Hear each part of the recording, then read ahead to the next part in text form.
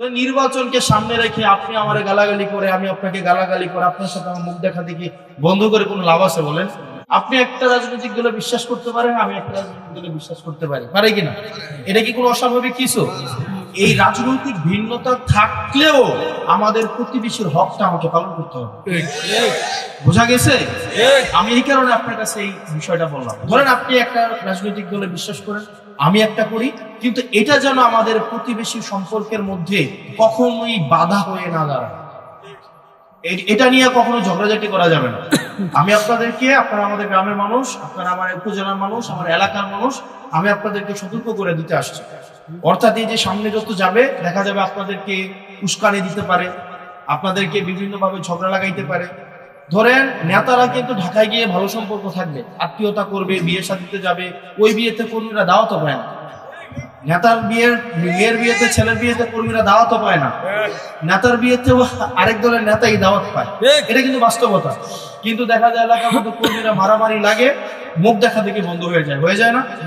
আমি আপনাদেরকে আল্লাহর দোহাই লাগে আপনারা এই কাজটা করেন না। আপনারা সমাজে শান্তিপূর্ণভাবে সমৃদ্ধির সাথে প্রতিবেশীর হকের সাথে আপনারা থাকেন। আপনাদের রাজনৈতিক মতাদর্শ যদি ভিন্ন হয় সেটা কোনো সমস্যা না, এবং সেটা সমস্যা হওয়া উচিত না। কেউ বিএনপি করতে পারে, কেউ জামাত করতে পারে, অন্য রাজনৈতিক দল করতে পারে, বিশ্বাসের জায়গাটা আলাদা, কিন্তু আমাদের মধ্যে যেন সম্পর্কের কখনোই অবনতি না হয়।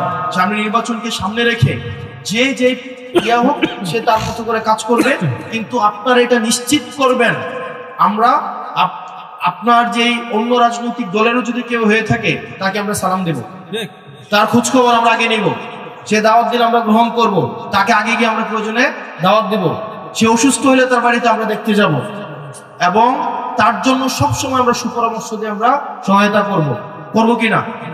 আমাদের মধ্যে সম্প্রীতি থাকবে কিনা? ভাই, নির্বাচন জিতলো ফেব্রুয়ারি, হারলো ফেব্রুয়ারি, এরপরও তো এই সমাজে আমাদেরকে থাকতে হবে না? আমাদের সমাজে থাকতে হবে কিনা, নাকি থাকতে হবে না? রাসূল সাল্লাল্লাহু আলাইহি ওয়াসাল্লাম বলেন যে প্রতিবেশীর হক হচ্ছে 6টা হক আছে একটা প্রতিবেশীর, আর একটা প্রতিবেশীর কাছে 6টা হক। প্রথম হক যেটা, সেটা হচ্ছে সালাম দেওয়া। যে দেখা হইলে সালাম দিতে হবে। সালাম দেওয়ার মধ্যে দিয়ে, আচ্ছা আপনি যে অহংকারী না, আপনার মধ্যে যে অহংকার নাই, আপনি যে বিনয়ী, এটাই হচ্ছে প্রথম প্রকাশ পায়। রাসূল সাল্লাল্লাহু আলাইহি ওয়াসাল্লাম বাজারে যেতেন সালাম দেওয়ার জন্য, সালাম দিতেন, ছোট বড় নির্বিশেষে সালাম দিতেন, অপেক্ষা করতেন না যে আমাকে সালাম দিবে কি দিবে না সেটার জন্য। তো সালাম দেওয়া হচ্ছে প্রথম, এটা হচ্ছে আমাদের একটা দায়িত্ব, হক, এটা হচ্ছে হক। 2 নম্বর যে প্রতিবেশীর হক, সেটা হচ্ছে যে আমাদের একজন আরেকজনকে, যে দেখা যায় যেটা হয় যে সুপরামর্শ দেওয়া, আমাদের সুপরামর্শ দেওয়া। তারপরে যে হক, সেটা হচ্ছে যে অসুস্থ হইলে তাকে দেখতে যাওয়া, পরবর্তীতে যে হকটা, সেটা হচ্ছে যে দাওয়াত দিলে সেটাকে গ্রহণ করা। আমাদের মধ্যে তো আছে যে এখানে ভাইয়ে ভাইয়ে জমি নিয়ে দ্বন্দ্ব, মুখ দেখা দেখি, দেয়াল 6 ফুট দেয়াল দিলেই হয়, এটাকে দেখা যায় 12 ফুট দেয়, যেন তার সাথে কোনোদিন দেখাই না হয়, এরকম আছে না? তাহলে আমরা একটু দেখি, আমরা একটু আবার পুনরাবৃত্তি করি, মনে আছে কোনো দিকে। 1 নম্বর হচ্ছে কি, সালাম দেওয়া। তো সালাম দেওয়ার ক্ষেত্রে কি আমাদের ওই যে ধনী গরিব, বংশহীন বংশওয়ালা, তারপর হচ্ছে বয়স কম বয়স বেশি, এই বিষয়গুলো বিবেচনা করবো? আমরা সালামের জন্য অপেক্ষা করবো, নাকি আমরা নিজেই সালামটা দিব? নিজেই সালামটা দিয়ে আমরা সম্পর্কটাকে বিনয়ী, এবং হচ্ছে আমরা একটা খুব, আমরা যে বিনয়ী এই জিনিসটা হচ্ছে প্রকাশ করা। আপনার সাথে অনেক বিষয় দ্বিমত থাকতে পারে, কিন্তু সালাম দিবেন। 2 নম্বর যেই বিষয়টা, যেটা হক প্রতিবেশীর, সেটা হচ্ছে যে আমাদের দাওয়াত গ্রহণ করা এবং দাওয়াত দেওয়া। একজন একজনকে কিছু একটা রান্না হইলে দাওয়াত দেন, সমস্যা নাই, দাওয়াত দেন, একজন একজনের খাওয়ান। বাজারে গেছেন, একসাথে দেখা হয়েছে, বগলের নিচ দিয়ে ধরে নিয়ে আসেন বাসায়, মুড়ি থাকলে মুড়ি খাইতে দেন, সমস্যা নেই। 3 নম্বর বিষয় হচ্ছে অসুস্থ হইলে খোঁজ খবর নেওয়া। আপনার ধরুন অসুস্থ হয়েছে, আপনি অসুস্থ হইলে খোঁজ খবর নেওয়া, এটা একটা দায়িত্ব, দেখতে যাওয়া। আর যতক্ষণ পর্যন্ত অসুস্থ একটা মানুষকে আপনি দেখতে যাবেন, যতক্ষণ পর্যন্ত অসুস্থ মানুষটার পাশে থাকবেন, ততক্ষণ পর্যন্ত হচ্ছে আপনার প্রতি দোয়া বর্ষিত হইতে থাকে। এই কারণে অসুস্থ মানুষকে দেখতে যাওয়াটা এটা গুরুত্বপূর্ণ একটা বিষয়। তো প্রতিবেশীর ক্ষেত্রে এটা আরো বড় হক। তারপর হচ্ছে সুপরামর্শ দেওয়া, সৎ পরামর্শ দেওয়া। আমরা বরং প্রতিবেশীর কাছে একটু যদি আসলে প্রয়োজনে বিপদে পড়ে আসলে আরেকটু বিপদে ফেলাই দিই, এরকম হয় না? এটা করা যাবে না। আমাদের প্রতিহিংসা না করে আমাদের সৎ পরামর্শ দিতে হবে। তারপরে যেটা করতে হবে সেটা হচ্ছে যে আমাদের জানাজায় অংশগ্রহণ করা। মারা গেলে আমরা যখন খবরটা আসবে অংশগ্রহণ করা, না পারলে দোয়া করা। নিতান্তই যদি আমরা না পারি ওই লোকটার জন্য দোয়া করা। সেই কথাগুলো কেন বললাম, মানে এগুলা তো একদম আমাদের ছোটবেলায় আমাদেরকে শিখানো হয়েছে, আমাদের মা বাবা শিখাইছে আমাদেরকে। তো এগুলো এখন এই জায়গায় এসে কেন বললাম? এই জায়গায় এই কারণে বলা যে এখানে আপনারা যারা যারা আছেন আমাদের সবার কি একই কালার ড্রেস? আমরা কি এক ধরনের পোশাক পরছি? কেউ পাঞ্জাবি পরছে, আমি জ্যাকেট পরছি, কেউ হচ্ছে গেঞ্জি পরছে, কেউ চাদর গায়ে দিছে। চাদরের কালার কি সবার এক? চুলের কাটিং কি সবার সেম? আমাদের কি চেহারা সবার এক? আমার একটু কালা দেখতে, আমারে এত সুন্দর দেখা যায় না। আমাদের মতো আমার চাচা আছে, শাহজাহান কাকা আছে, আমরা একই রকম দেখতে। আবার কেউ আছে অনেক সুন্দর, আছে না? সবাই গেলে একভাবে বানাইছে? আমরা কিন্তু সবাই একভাবে বানাই না। আমরা কি সবাই এক খাবার খাইতে পছন্দ করি? সবাই কিন্তু আমরা এক খাবার পছন্দ করি না। গরু মাংস একই খাবার, কেউ পছন্দ করে আবার কেউ ধরেও না, তাই না? আবার হচ্ছে ধরেন এখানে সবার চুলের কাটিং কি সেম? তার মানে আমরা সবাই এক না, আমাদের সবার মধ্যে ভিন্নতা থাকবে, আমাদের সবার মধ্যে পছন্দের ভিন্নতা থাকবে। যদি থাকে তার মানে কি আমাদের সবার মধ্যে রাজনৈতিক দলের ভিন্নতা থাকা কি কোনো অস্বাভাবিক কিছু? এটা কি কোনো অস্বাভাবিক কিছু? আপনি একটা রাজনৈতিক দলে বিশ্বাস করতে পারেন, আমি একটা রাজনৈতিক দলে বিশ্বাস করতে পারি, পারে কিনা? এটা কি কোনো অস্বাভাবিক কিছু? এই রাজনৈতিক ভিন্নতা থাকলেও আমাদের প্রতিবেশীর হকটা আমাকে পালন করতে হবে। বোঝা গেছে? আমি এই কারণে আপনার কাছে এই বিষয়টা বললাম। ধরেন আপনি একটা রাজনৈতিক দলে বিশ্বাস করেন, আমি একটা করি, কিন্তু এটা যেন আমাদের প্রতিবেশী সম্পর্কের মধ্যে কখনোই বাধা হয়ে না দাঁড়ায়। এটা নিয়ে কখনো ঝগড়াঝাটি করা যাবে না। আমি আপনাদেরকে, আপনারা আমাদের গ্রামের মানুষ, আপনারা আমার উপজেলার মানুষ, আমার এলাকার মানুষ, আমি আপনাদেরকে সতর্ক করে দিতে আসছি। অর্থাৎ এই যে সামনে যত যাবে দেখা যাবে আপনাদেরকে উস্কানি দিতে পারে, আপনাদেরকে বিভিন্ন ভাবে ঝগড়া লাগাইতে পারে। ধরেন নেতারা কিন্তু ঢাকায় গিয়ে ভালো সম্পর্ক থাকবে, আত্মীয়তা করবে, বিয়ে শাদীতে যাবে, ওই বিয়েতে কর্মীরা দাওয়াতও পায় না। নেতার মেয়ের বিয়েতে, ছেলের বিয়েতে কর্মীরা দাওয়াতও পায় না। নেতার বিয়েতেও আরেক দলের নেতাই দাওয়াত পায়, এটা কিন্তু বাস্তবতা। কিন্তু দেখা যায় এলাকার মধ্যে কর্মীরা মারামারি লাগে, মুখ দেখা দেখে বন্ধ হয়ে যায় না? আমি আপনাদেরকে আল্লাহর দোহাই লাগে আপনারা এই কাজটা করেন না। আপনারা সমাজে শান্তিপূর্ণভাবে সমৃদ্ধির সাথে প্রতিবেশীর হকের সাথে আপনারা থাকেন। আপনাদের রাজনৈতিক মতাদর্শ যদি ভিন্ন হয় সেটা কোনো সমস্যা না, এবং সেটা সমস্যা হওয়া উচিত না। কেউ বিএনপি করতে পারে, কেউ জামাত করতে পারে, অন্য রাজনৈতিক দল করতে পারে, বিশ্বাসের জায়গাটা আলাদা। কিন্তু আমাদের মধ্যে যেন সম্পর্কের কখনোই অবনতি না হয়। সামনে নির্বাচনকে সামনে রেখে যে ইয়া হোক সে তার মতো করে কাজ করবে, কিন্তু আপনারা এটা নিশ্চিত করবেন আমরা আপনার যেই অন্য রাজনৈতিক দলেরও যদি কেউ হয়ে থাকে তাকে আমরা সালাম দেব, তার খোঁজ খবর আমরা আগে নেব, সে দাওয়াত দিলে আমরা গ্রহণ করব, তাকে আগে গিয়ে আমরা প্রয়োজনে দাওয়াত দেব, সে অসুস্থ হলে তার বাড়িতে আমরা দেখতে যাব, এবং তার জন্য সবসময় আমরা সুপরামর্শ দিয়ে আমরা সহায়তা করব কিনা? আমাদের মধ্যে সম্প্রীতি থাকবে কিনা? ভাই নির্বাচন জিতলো ফেব্রুয়ারি, হারলো ফেব্রুয়ারি, এরপরও তো এই সমাজে আমাদেরকে থাকতে হবে না? আমাদের সমাজে থাকতে হবে কিনা, নাকি থাকতে হবে না? তো নির্বাচনকে সামনে রেখে আপনি আমার গালাগালি করে, আমি আপনাকে গালাগালি করে, আপনার সাথে আমার মুখ দেখা দেখি বন্ধ করে কোনো লাভ আছে বলেন?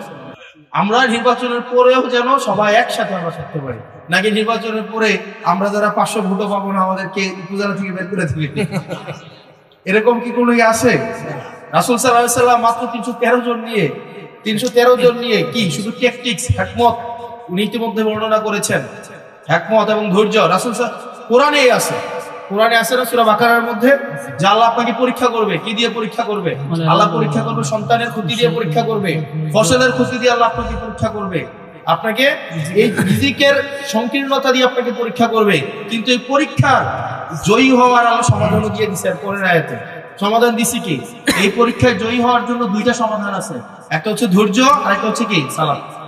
ধৈর্য এবং সালাতের মধ্যে দিয়ে আপনি জয়ী হইতে পারবেন। আপাত দৃষ্টিতে আপনার যদি মনেও হয় আপনার পরাজয় ঘটেছে, কিন্তু সুদূর প্রসারী কল্যাণ রয়েছে, যেটা হচ্ছে কি হুদায়বিয়া সন্ধির মধ্যে এটা আছে। হুদায়বিয়া সন্ধির মধ্যে মনে হয়েছে কি যে মুসলমানরা পরাজয় হয়েছে, মুসলমানরা পরাজয়, এটা হচ্ছে 628 খ্রিস্টাব্দে হচ্ছে হুদায়বিয়ার সন্ধিটা হয়, তাই না? আমি যদি ভুল না করে থাকি 628-এ মনে হয় হুদায়বিয়ার সন্ধিটা হয়।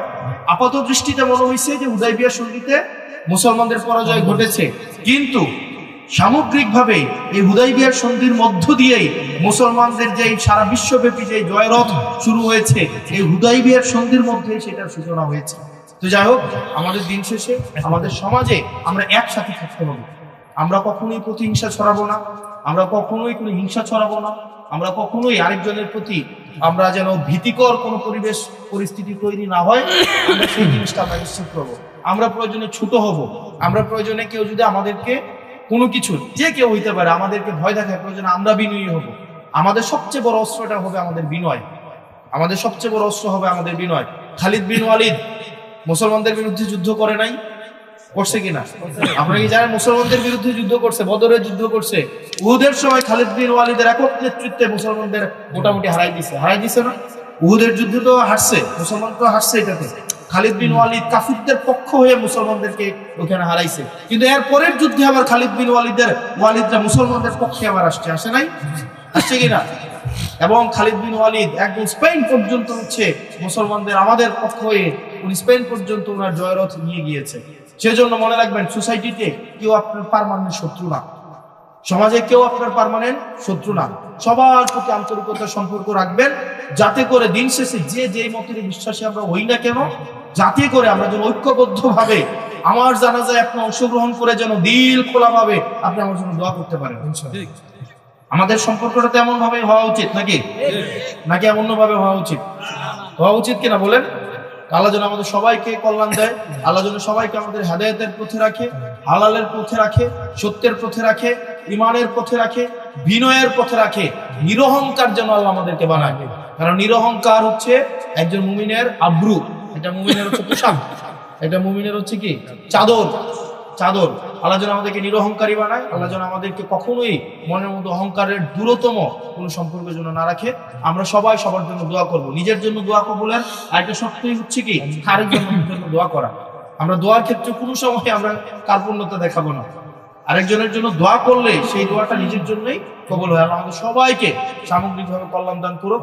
আমাদের আরেকটা বিষয় হচ্ছে, যারা মাইনরিটি আছে আমাদের সোসাইটির আশেপাশে, সংখ্যালঘু, হিন্দু, তারপর হচ্ছে বৌদ্ধ, খ্রিস্টান যারা আছে, তাদের হকটা যেন আমরা হচ্ছে যথাযথভাবে পালন করতে পারি। এটা আমাদের দায়িত্ব, এটা মাথায় রাখতে হবে। এটা কিন্তু দায়িত্বটা আমাদের, নিরাপত্তার দায়িত্ব এটা আমাদের। তারা যেন আমাদের সাথে সেফ ফিল করে, এই জিনিসটা আপনারা করবেন। আমার জন্য দোয়া করবেন, আল্লাহ যেটাতে কল্যাণ আছে আল্লাহ যেন সেটাই আপনাকে দেয়, মানে অন্য কোনো দোয়া না, আল্লাহ যেটাতে কল্যাণ আছে সেটাই যেন আল্লাহ আমাদেরকে দেয়। সবাইকে ভালো রাখুক। আসসালামু আলাইকুম ওয়া রাহমাতুল্লাহি ওয়া বারাকাতুহু।